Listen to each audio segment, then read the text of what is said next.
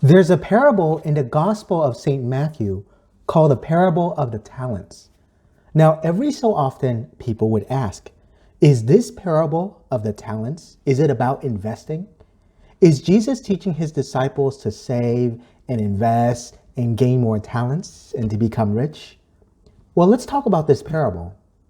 Now, there are many different parables in the Gospels, and what's so amazing about them is that they are stories. And we love to hear stories because we can remember them, but more importantly, because we can relate to them and then apply the lessons from the stories, the parables, to our life. And that's the beauty of parables. Now, context for each parable helps. So, up to this point in the Gospel of St. Matthew, there have already been a lot of parables that are told. And here we are going to focus on the parable of the talents, which you can find in the Gospel of St. Matthew, chapter 25, verses 14 to 30. Now, this parable of the talents is unique to the Gospel of Matthew. One might say that there is a similarity between this parable of the talents and the parable of the 10 coins found in the Gospel of St. Luke, chapter 19, verses 11 to 27. Feel free to read that parable as well, but here we're going to focus exclusively on the Gospel of St. Matthew's parable of the talent. So in order to understand this parable well, we must first examine it in the eschatological context. Now, the eschatological context means the end times. The word eschatology means the study of the last things, including death, the final judgment, heaven, hell, etc. So there's an individual end for each person, meaning when we die, and yes, we all die, that's our end. And at the time of our death, there is the particular judgment. Now, eschatology is broader because it also refers to the end time when God will return to judge the living and the dead. And there's heaven, hell, the study of it, etc. Now, unfortunately, we don't have time to go into all the details of eschatology, but we know that in the last couple of Sundays before the end of one liturgical year, there are usually parables and stories about eschatology, about the end time. Now, there are many theology classes that focuses specifically on the topic of eschatology. But I'm emphasizing eschatology and the end time and judgment because it is the key to understanding this gospel parable of the talents. So then let's examine the parable really quickly. So there's a man going on a journey and he called each of his servants, right? To one, he gave 5 talents.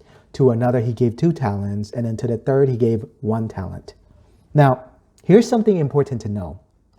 A talent is a measure of value, like currency and money, etc.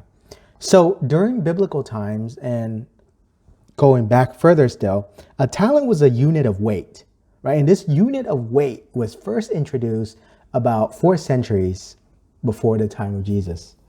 Now, what is the value of a talent? This is important. Well, value of a talent, and again, talent means weight, weightiness, heaviness.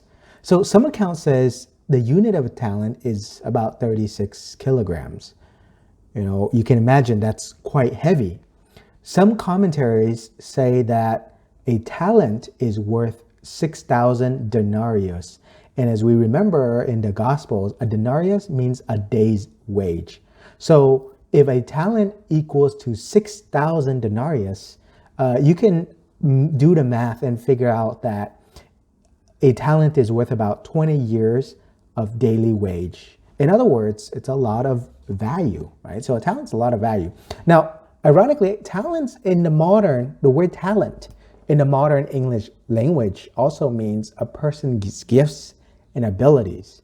Their skills, in other words. So when we're talking about talents, like we're talking about gifts and talents, we are also given the skills, right? These skills we use to build up our own life and the lives of others. Think about it. Each person has talents that are unique. One can draw well, for example. One can run fast. One can be a good natural public speaker, etc. Now, it's quite popular for us to interpret this parable of the talents based on the allegorical theme. For example, people might say the man going on this journey is Jesus. The servants, the three servants, represents each one of us, right? And we are all given talents, that is, the gifts, abilities, to do whatever it is we want with them. So then the talents represent, in one sense, a measure, right? A measure of what we are given. But in another sense, it includes all of our talents, our gifts, our abilities, and put together. All right, and so the man returning represents the second coming of Jesus. He returns, and as we remember, each Sunday when we profess in the Nicene Creed, Jesus will come again to judge the living and the dead. And so we put it into this context, then the parable begins to become clearer.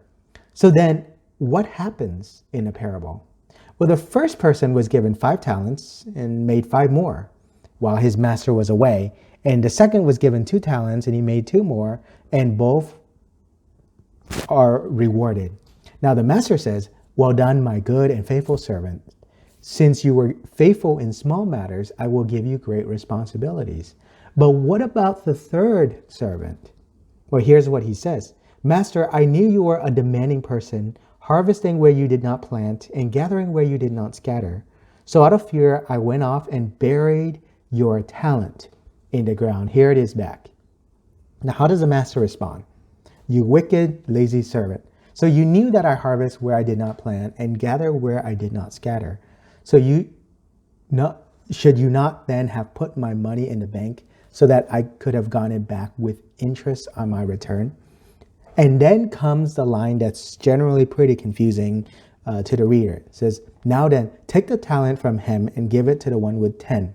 For to everyone who has, more will be given and he will grow rich. But from the one who has not, even what he has will be taken away. And throw this useless servant into darkness outside, where there will be wailing and grinding of teeth." Okay, there's a lot there, right? So with all of that said, what's the main point here?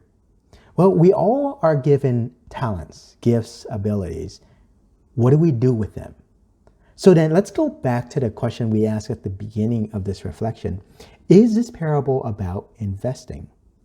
Well, in a certain sense, yes, but it's not the type of investing that we are familiar with. It's not about taking our money and throwing it into assets like the stock market or housing or other assets that doubles in value. No, it's about the gifts, the abilities, the talents that God gives to each one of us. We all have talents. The question is this: do we use our talents for our own selfish gains? Do we just hold on to our talents, or do we maybe bury them like the third one underground because we don't do anything with what God has given to us?